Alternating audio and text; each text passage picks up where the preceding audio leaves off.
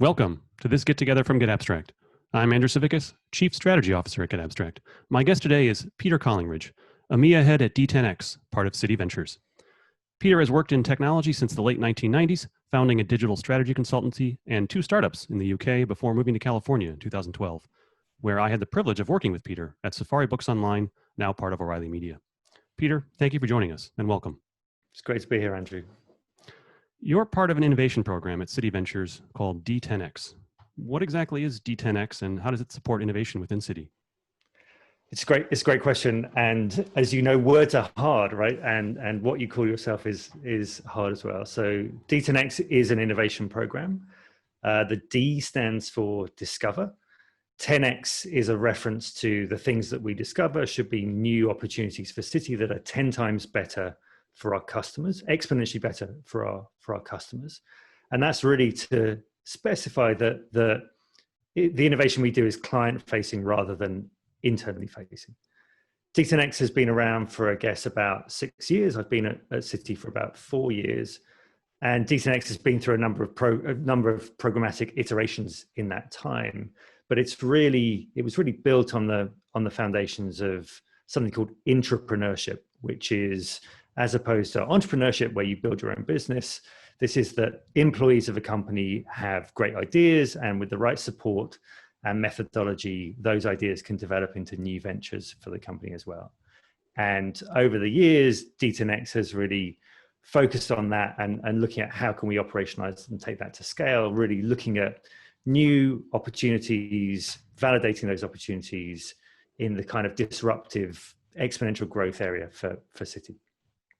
So it's, Citi Ventures obviously has a venture investing arm. The venture investing arm looks at external investments, how it should pool resources externally. D10X looks at what that is internally. Got it. Thank you. Now, formal corporate innovation programs, they often seem to be trying to, capture the, some kind of secret sauce that's attributed to startups. So, companies will do things like host a hackathon or build some kind of innovation board to direct internal funding. How effective are things like that in your experience in driving genuine innovation in larger organizations? So I think there's a lot to unpack in there, right? So I think in fact, one of the things I remember you telling me years ago just before we started working together is that strategy is about a portfolio of options. And really, I see those different activities as in aggregate part of the creation of an innovation culture and an approach to innovation. But on their own, they're probably, they're fun and they're important exercises, but innovation is really, really hard. And it takes a lot of commitment from a business and quite a lot of patience. And, it's very hard to see the results from a very sort of small and quick, intervention like a hackathon, but they can be brilliant for bringing teams together. We just did a hackathon last week where, everybody gets super energized about it, particularly during times when we're all working remotely. Mm-hmm. It can be fantastic, but it doesn't mean that you're going to get $1 billion startup out at the end of it. And why do you think innovation is so hard at big companies? I think innovation is pretty hard at small companies as well. I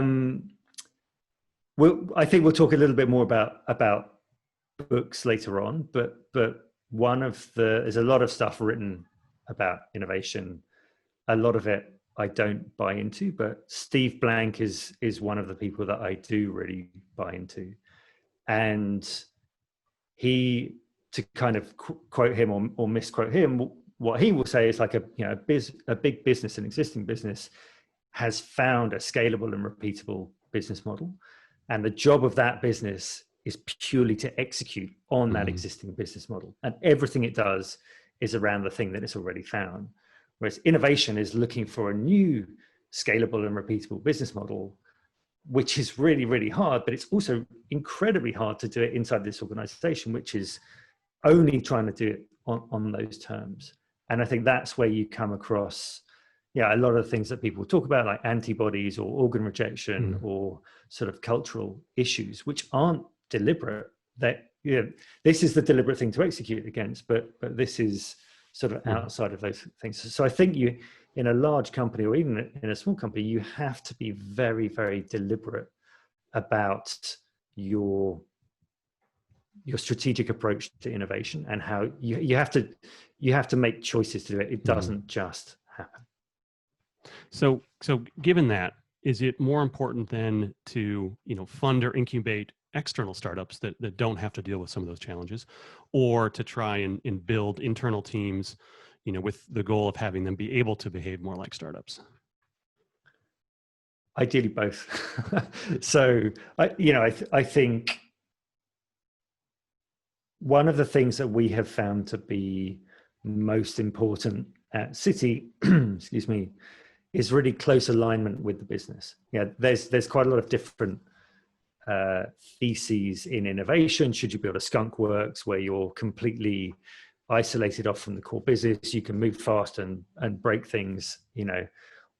I'm not really a fan of doing that, because I think you don't take the business along with you, and therefore, you have, it's sort of the worst of both worlds, because you're trying to do something in a large organization, not in a startup.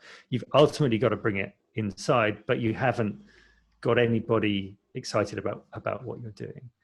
I think when you build something with the business, what we found here is amazing things happen at a number of different levels, like with the senior leadership, with the managing directors of the business units. You're showing them a completely different way of operating that they don't have in their team, for example, but you're also showing the team how to think and behave in ways that they haven't necessarily been exposed to after years of working in a large environment. That's a really important thing to do developmentally and culturally, and as part of that portfolio of options. But you've got to acknowledge that it's going to take a certain amount of time to do it. If you're looking for speed and higher risk, kind of potentially higher reward stuff, that's probably when you should also be looking at funding external companies as well. Again, with a portfolio approach, you wouldn't just invest in one company in a certain domain. And that's why I like what we do at Citi, is there's investment in external stuff and there's investment in internal things as well. So you've been an entrepreneur yourself at several points in your career, before you joined Citi. How have those experiences informed the work that you do now? Hugely. So my background as an entrepreneur, I look back on those days and I kind of, it hurts in many ways by how much I didn't know and how much I had to learn along the way by making mistakes and by failing. And, I would say the biggest mistake was that I thought if I built, I'm a product guy. I've built software and websites and mobile apps, like you said, since the late 90s. And love building product, and thought if I built brilliant products in my startup, then they would just sell themselves. And of course, you spend all your time and money and your savings building something and nobody wants it. That's a really, really hard thing to learn. And I think more than anything else, that's what I bring with me is that if you're going to build something, like Y Combinator says, build something people want. And before you start building it, talk to customers. Like customer development, everybody thinks they talk to customers, everybody think they know what their customers want, but actually working out that pain that people have and asking the right questions, that's really what I think I failed to do in my startup, even though I thought I was doing it. But actually really interrogating the idea rather than just wanting to design and build and launch something. And so I think, that's, I couldn't do the job that I do today without having done that startup experience. And I think about it the whole time, but the things that I learned by getting it wrong are hugely important in what I do today. I love that phrase, interrogating the idea. That's a great one. What are some common mistakes that you see and you've seen companies make when they try to do all the right things and innovate like a startup? So I don't know how qualified I actually am to answer that, because I feel very privileged in that a lot of the companies, if not all of the companies I've worked in or at, have really, really supported innovation, and uh, to the point where you didn't really appreciate it, right? So, you know, when we worked together, one of the things, yeah, I worked with you. I think we had a great run of it. We were really successful. The next job I went to, I was like, this is really easy, and thought I could just repeat it. And of course, what I realized is it was lacking the leadership and the empowerment from the very top. You know, you were CEO of that business, and I was unable to reproduce with the same tactics and an equally talented team. I was unable to reproduce the successes without that buy-in from the top. So I think probably three things that I would say here. Number one, you know, leadership has got to be not just supportive of it, but really driving it and funding it and sponsoring it at every point. The second one is, you know, the idea of just throwing in some bean bags and 20% time and foosball is not going to create a culture of lasting innovation that you really want. Those are perks rather than culture of innovation. And probably combined with the leadership, the thing that over the years I have learned is really, really important are the conditions of psychological safety, right? And that's related to leadership, but it's not just that, which is innovation is about pushing the boundaries and making mistakes and feeling like you're not going to get punished for those mistakes. And like, you know, Jeff Bezos, who I think is truly the great innovator of our times, you know, will say that he is prepared to make billion-dollar bets that are wrong. And I think where I've been in companies or teams where there isn't psychological safety, everything kind of slows down. Nobody's going to stick their neck out, and nobody's going to take the risks that are really important for it because they think they're going to get punished for it. So leadership from the top, psychological safety, and sort of not faking it with beanbags and foosball. Got it. Although I do enjoy a good foosball game. Well, who doesn't? So, you know, you in your program, you work with and manage a lot of entrepreneurs in residence, and that's not the most common job title out there. Can you explain what exactly is an entrepreneur in residence? I try to do this a lot, and like I said at the beginning, words are hard, and titles and names are really hard as well. Entrepreneur in residence, I believe, originated as a term in venture capital. So when a VC, one of their startups had an exit, either it was sold or it failed or something else happened, they would kind of offer the entrepreneurs a safe place to come and develop their next ideas, a small salary, and they'd sit in meetings, give their opinion about things, they develop new stuff, and the VCs would get an option on their next project. And I think even before that, it comes from artist in residence, where, you know, you would pay an artist to come and work in your company and inspire people. You know, it's a mouthful. We tend to shorten it to EIR. And in fact, increasingly, we use the term venture builder, because what we think we're doing is building new ventures. But there's not a great term for it. And in fact, it's incredibly hard to hire people to do these jobs. There's not a lot of people out there that fit it. Obviously, they have to have an entrepreneurial spirit, which everybody will probably tell you they have. But the sort of hard earned things that I was talking about myself, that don't just build something, like learn about or interrogate the problem.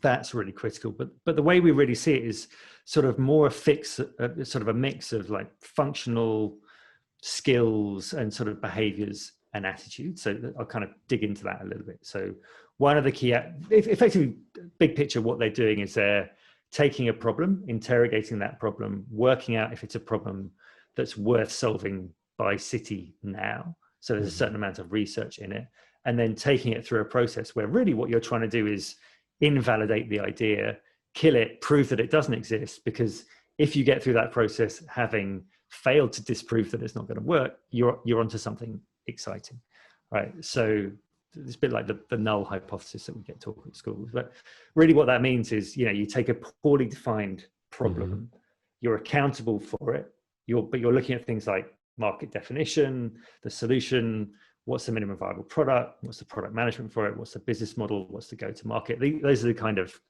hard skills in a certain way. Then you got the soft skills, which is in a very large, Citi's got over 200,000 employees. You've got to be able to network. You have no authority, so you've got to create action through influence and persuasion. And you've got to kind of be able to marry that to a deep understanding of how the tech organization works, how pricing works, how venture creation works. And of course, this idea of customer development. Like if I go to you and say, here's my idea, do you like it? You're going to say yes, because it's rude to say anything other than yes, particularly if I'm your bank, right? So we have to find ways to ask those questions that make it impossible for people to lie to us. And then the attitudinal stuff, which is really what Jeff Bezos would call a bias for action. You just roll up your sleeves and you get stuff done. We talk about thinking big but acting small, the ability that engineers have to take a big problem and break it down into tiny sequential steps. Comfort with ambiguity, like you dropped into the job and you've just got to work out who's to go and talk to, how to take it forwards, how to take people from no to how. Like lots of people in that machine are going to say no. You've got to use that influence to get them to say, well, how do we actually launch something that hasn't been done before? So yeah, that and being comfortable with taking risks, and knowing that you're a culture carrier for Citi Ventures, and that you've always got to be an ambassador for the program because we're so small, and all of these sorts of things. So it's a very it's very exciting when you find people that can do that. But on the whole, we tend to interview 20 or 30 people who look on paper like they're a good fit for every single hire that we make. Wow. So I'm glad you brought up the kind of venture capital ecosystem where this role, the EIR role, kind of originated. There's a lot of evidence that the traditional venture funding ecosystem has, to put it mildly, a diversity problem. Are corporate innovation programs like D10X doing better at that? I hope so. I can't really talk for any other program, right? But certainly when I'm hiring, it is a key consideration of mine, and it's diversity sort of along a multiple different dimensions, right? There's gender diversity, there's racial diversity, there's also diversity of background, and thinking of different approaches, and it's sort of I've been lucky enough in my career to see in the teams that I've run and managed that it's not a lie that the more diverse a team is the higher success it will have. I've also been lucky that in my career, I think almost all of my managers and reporting lines have been to women, and so I'm very comfortable in gender boundaries. I think that there are obviously challenges that you have to be very active. You can't just put a roll out and expect to get 50% diverse candidates in there. You have to be very deliberate in how you do that, and that's something that I hope I'm active in. Like I said, I can't speak for others, but I think one of the most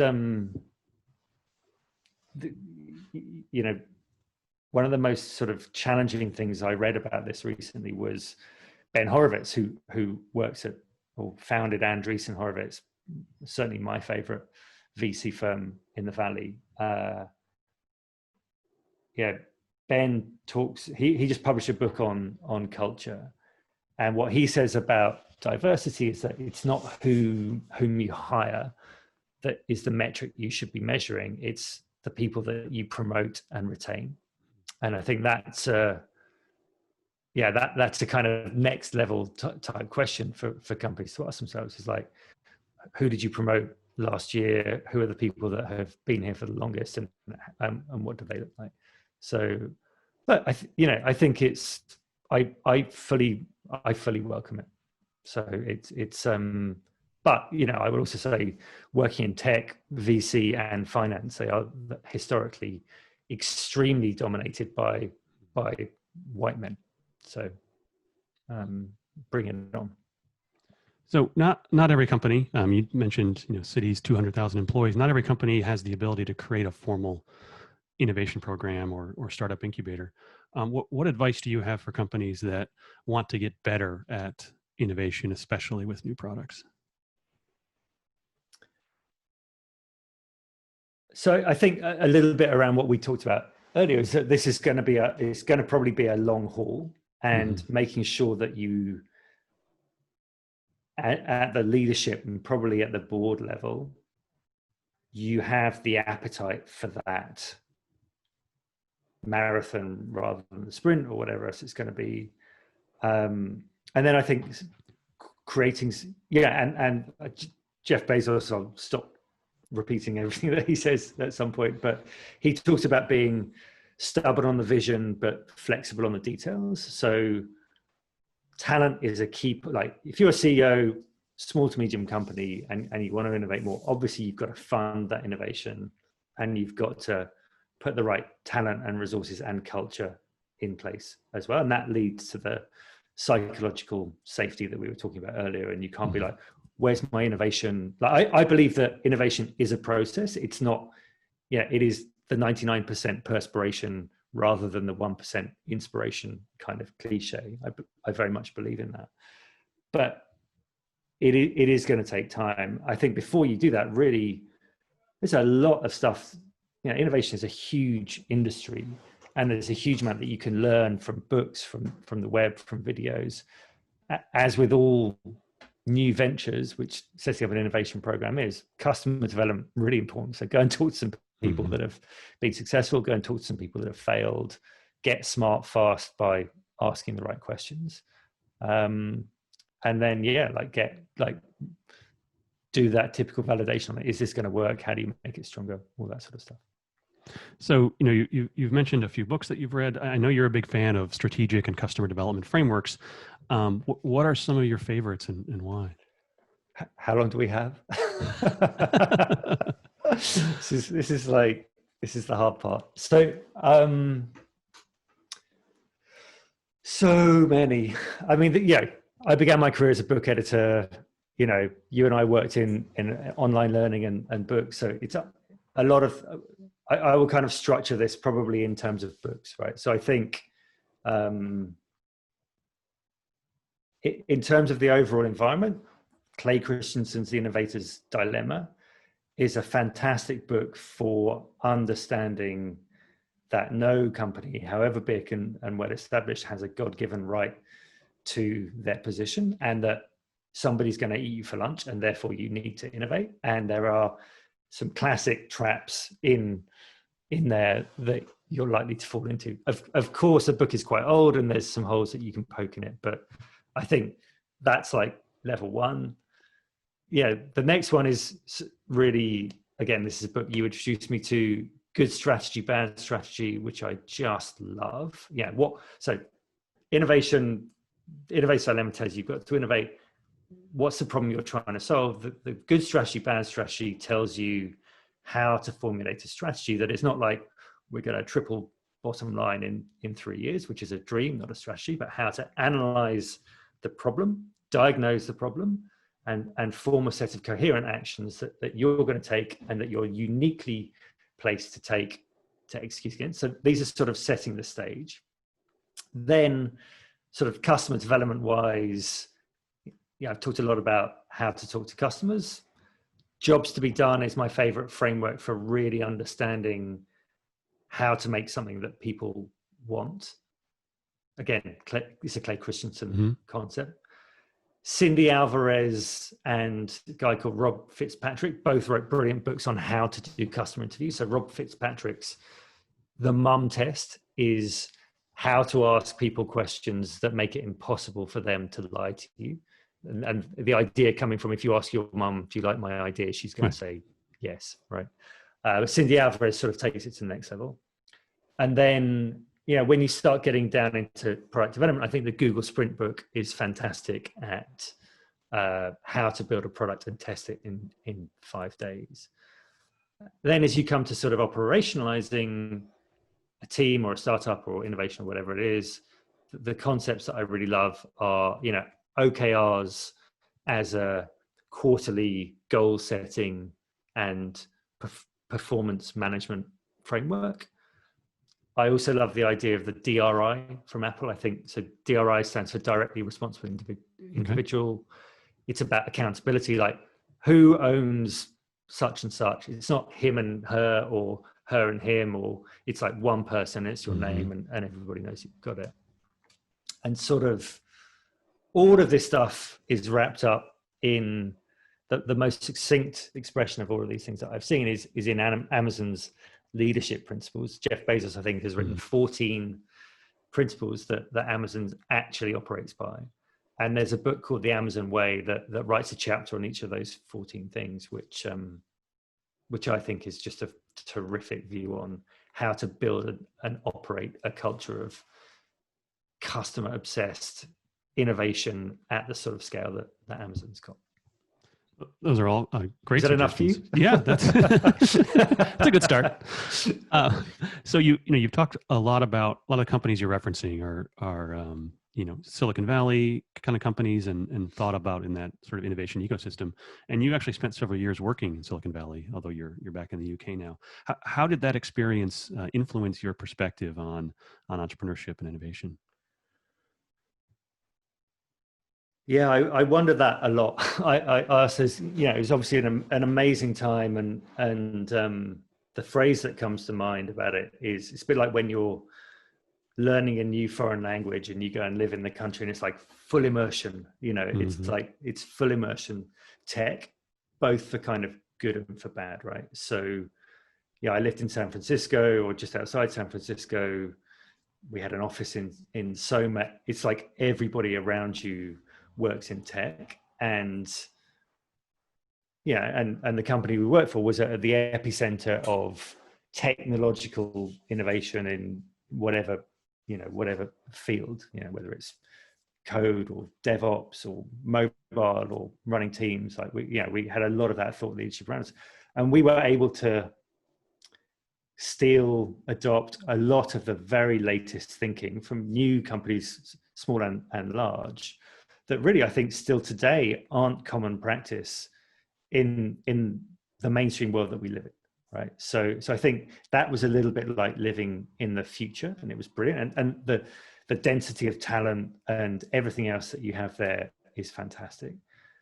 But there's also a downside to it, I think, which is the sort of everything you said about the lack of diversity to the kind of I grew up reading the literature of California and obsessing about California's nature and music and culture and all this sort of thing, and then getting to California, and it's just really a single monocultural city where it's just about tech, and a lot of the problems that we're seeing play out in the world, sort of, it felt like they were also incubated in that environment, and that the hyper parochialism, like you can literally build $100 million startup for people that live in San Francisco, and you have people saying we're going to solve the world by like having Uber for dry cleaning or something like that. It's very easy to have that. It's nice to get out of it, to be honest, and I've learned the things that I learned there. But I loved it, but it doesn't really feel like the real world. All right. Well, thank you. That's great perspective. So one final question that I try to ask all our guests. I know we talked a lot about books, but if I had to ask you, if you had to pick one, what's your one favorite business book? What would it be? Can I have 4? So I've got a few here. So I think of the ones that I haven't mentioned, really the one that I find myself recommending to startup founders and mentees a lot is The Hard Thing About Hard Things by Ben Horowitz, and I didn't know why for quite a long time, but then I reread it, and he said the hardest thing about being a founder is managing your own psychology. And what I love about that book is that it's not written from the perspective of somebody who got everything right, and it's this kind of like, oh, this is a catalog of all the brilliant decisions I made. It is written from, what does he call it? I don't think the trough of despair or something like that. But yeah, I think he calls it the struggle, right? That awful feeling when you're running a failing startup and how you manage it, and it just has an honesty and a kind of it feels like a good friend that has been through this before. So that's knowing that it is hard doing this stuff. That's the book that I keep on going back to. Well, thank you. I appreciate the recommendation. It's a great book. Well, Peter, I really appreciated the chance to talk with you today. Thank you for taking the time. Pleasure. And thank you for being with us. Thank you.